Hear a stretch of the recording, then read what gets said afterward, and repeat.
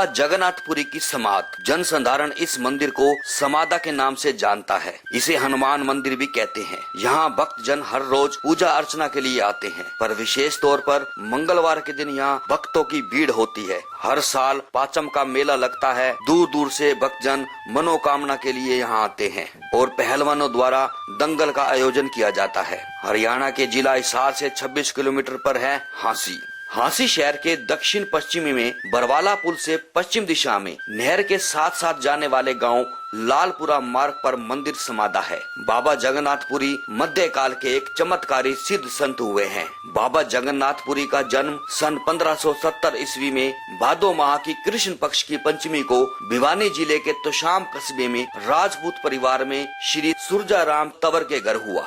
जन्म के समय इनके पारिवारिक गुरु संत पवनपुरी जी मौजूद थे। बाबा पवनपुरी जी आहार के रूप में मात्र पवन हवा का सेवन करते थे। जब नवजात शिशु को गुरु के आशीर्वाद के लिए लाया गया तो बाबा पवनपुरी जी ने नवजात शिशु को अपने आशीर्वाद देने के साथ साथ शिशु को भिक्षा में मांग लिया। बाबा के समझाने पर कि बालक अलौकिक है, वह विशेष प्रयोजन के लिए जन्मा है। काफी आनाकानी के बाद सुरजाराम के परिजनों ने एक शर्त पर अपने शिशु को देना स्वीकार किया कि शिशु 2 वर्ष इसी परिवार में रहेगा। वह इस दौरान सुरजाराम दंपत्ति के घर एक और शिशु ने जन्म लिया तो बाबा पवनपुरी के बच्चे के अलौकिक होने के कथन को सत्य माना जाएगा। 2 वर्ष का समय पंख लगाकर उड़ गया। इस दौरान सुरजाराम के घर एक और बालक ने जन्म ले लिया। निर्धारित समय पर संवत 1629 विक्रमी फाल्गुन के कृष्ण पक्ष की 10वीं तारीख के दिन परिजनों ने अपने गुरु पवनपुरी जी को अपना 2 वर्ष का बेटा सौंप दिया।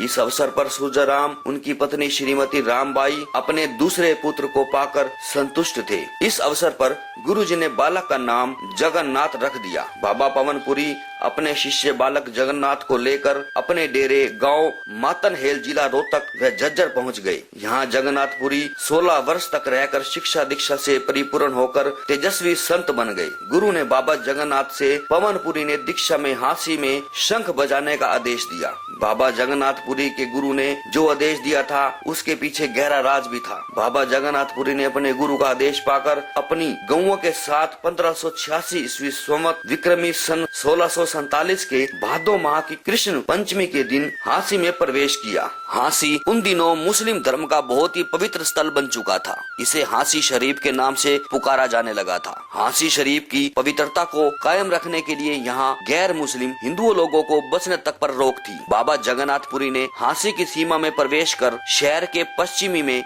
मंदिर से थोड़ी दूरी पर घनघोर जंगल में नहर के उस पार एक स्थान पर अपना डेरा लगा लिया। बाबा जी ने डेरे में अपना धूना लगाकर चिमटा त्रिशूल गाड़ दिया। सायंकाल पूजा अर्चना के समय बाबा ने संध्या भजन किया, शंख फूका व मृगशाला बिछाकर बैठ गए। सायंकाल शंख ध्वनि जैसे ही शहर तक पहुंची तो मुस्लिम बस्ती के लोगों के कान खड़े होना स्वाभाविक था, क्योंकि बरसों पहले हांसी को हिंदू बस्ती से बदलकर इस्लामिक नगरी बनाया जा चुका था।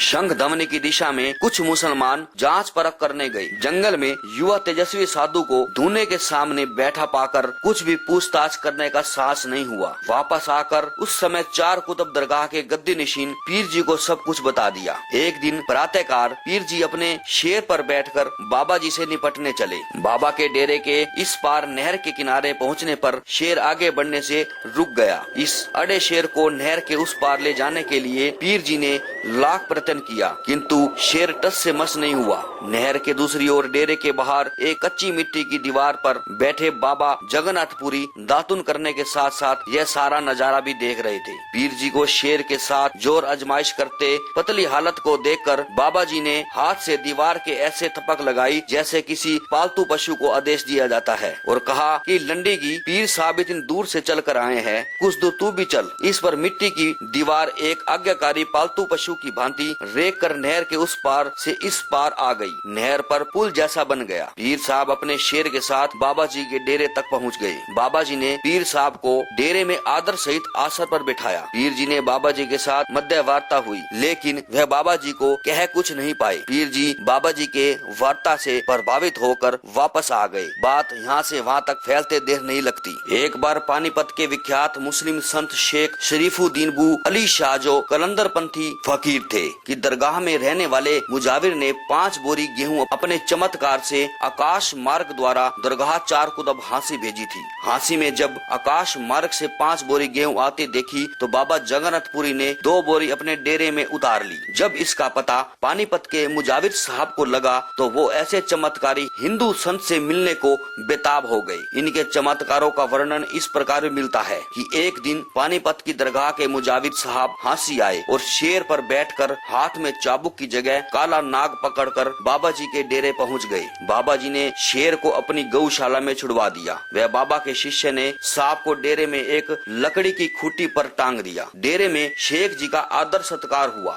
जब शेख जी का अगले दिन चलने का समय हुआ तो उनके शेर को गौशाला में से जमुना नामक गाय हाँकती हुई ले आई। वह डेरे की खूंटी पर सांप एक रस्सी की भांति लटका हुआ था, जिसे उतार कर शेख जी को वापस दे दिया। बाबा जगन्नाथपुरी के प्रभाव व डेरे के वातावरण को देखकर शेख जी प्रभावित हुए और उन्होंने बाबा जी को साईं जी के नाम से संबोधित किया और पीर आजम का खिताब दिया। इसके बाद मुसलमानों में साईं बाबा पीर जगन्नाथ जी के नाम से पूज्य हो गए। बाबा के चमत्कारों व प्रभाव के कारण उनके प्रति यहाँ के मुसलमानों में श्रद्धा बढ़ने लगी, जो बंटवारे तक चली, क्योंकि 1947 ईस्वी में देश के बंटवारे के समय हांसी व आसपास का क्षेत्र मुसलमानों से खाली हो गया। सभी पाकिस्तान चले गए। बाबा का एक चेला ओगढ़नाथ था, जिसकी समाधि गेट के बाहर सड़क के पास बनी हुई है। इसकी इच्छा को बाबा जी ने एक रात में ही पूरा कर दिया और डेरे के बाहर तालाब चमत्कारी ढंग से रातों रात बन गया। वह प्रातः पानी से भरा पाया। कुछ समय बाद ही चेले ओगढ़नाथ की इच्छा पूर्ति के लिए हिमालय के कमल वन से गुलाबी कमल तालाब में खिलाए गए। लोगों में श्रद्धा व विश्वास है कि बाबा जगन्नाथपुरी जी के प्रभाव से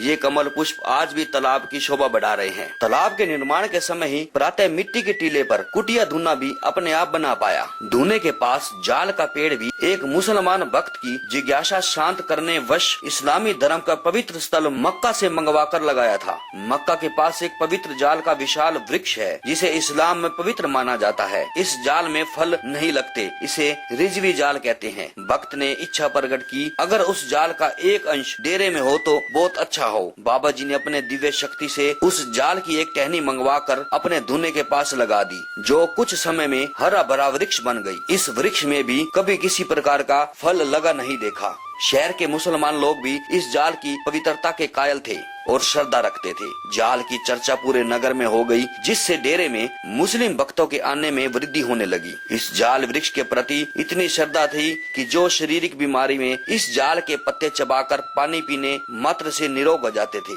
यह क्रम भी विभाजन तक निरंतर चलता रहा। बाबा जगन्नाथपुरी के हर रोज के शंखनाद से सभी पर अपना जादू करना शुरू कर दिया था। मुस्लिम धर्म के चमत्कारी लोग भी बाबा के प्रभाव में आ चुके थे। ऐसे में उन्होंने बाबा जी को ठिकाने लगाने के लिए उनकी हत्या का पंडित्र रच डाला। वह बाबा जी की हत्या करने के लिए एक व्यक्ति जमालुद्दीन कसाई को तैयार कर लिया। योजना के अनुसार जमालुद्दीन कसाई अपने साथ तेज हथियार लेकर बाबा के डेरे की तरफ चल पड़ा और पीछे पीछे कुछ दूरी बनाकर हत्या की पुष्टि करने के लिए कुछ और लोग भी चल दिए। डेरे में पहुंचकर जमालुद्दीन ने अपने हाथ में तेज धारदार हथियार कसकर पकड़कर बाबा के शयन कक्ष की ओर गया तो अंदर देखकर दंग रह गया कि उसके पहुंचने से पहले ही किसी ने बाबा की हत्या कर दी। हत्या करने आए जमालुद्दीन ने सोचा कि उनका काम तो आसान हो गया है। वो हत्या का श्रेय लेने व इनाम की राशि को ध्यान में रखकर दबे पांव कुटिया से बाहर आया। पीछे खड़ी टोली को हत्या की पुष्टि करने हेतु इशारा करके बुलाया। डेरे पर पहुंचकर सबने जमालुद्दीन की पीठ ठोकी। वह बाबा का शव देखने अंदर गए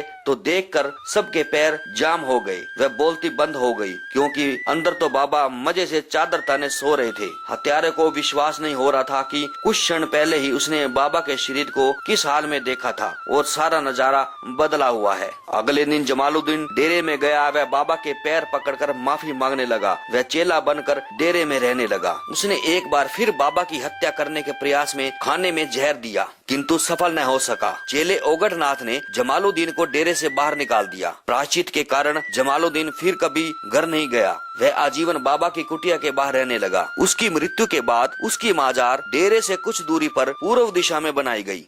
बाबा जगन्नाथपुरी जी के कई जाबाज चेले थे जो बाबा जी के लिए अपनी जान कुर्बान करने के लिए तैयार रहते थे। बाबा ओगरनाथ, बाबा बालकरणपुरी, धर्म प्रचारक बाबा होलकपुरी, जो भगवान दत्तात्रेय को अपना आदि गुरु मानते हैं। बाबा जगन्नाथपुरी ने सन 1650 ईस्वी में संवत 1707 विक्रमी की भादो कृष्ण पंचमी के दिन 80 वर्ष की आयु में जीवित समाधि ली। 1947 ईस्वी के बाद डेरा बाबा जगन्नाथपुरी और समाधि स्थल गद्दी पर बाबा दौलतपुरी, बाबा रविपुरी, बाबा गणपतिपुरी, बाबा सुखदेवपुरी गुरु गद्दी पर रह चुके थे। इनके शिष्य बाबा बुद्धपुरी का महंत का दर्जा बाबा पांचमपुरी। बाबा पांचमपुरी को बचपन में ही इसके माता पिता मंदिर में चढ़ा गए थे। बाबा बुद्धपुरी ने इस बच्चे को पांचमपुरी नाम दिया क्योंकि इसे पांचम के मेले वाले दिन मंदिर को सौंपा गया। बाबा बुद्धपुरी ने इसका पालन पोषण किया।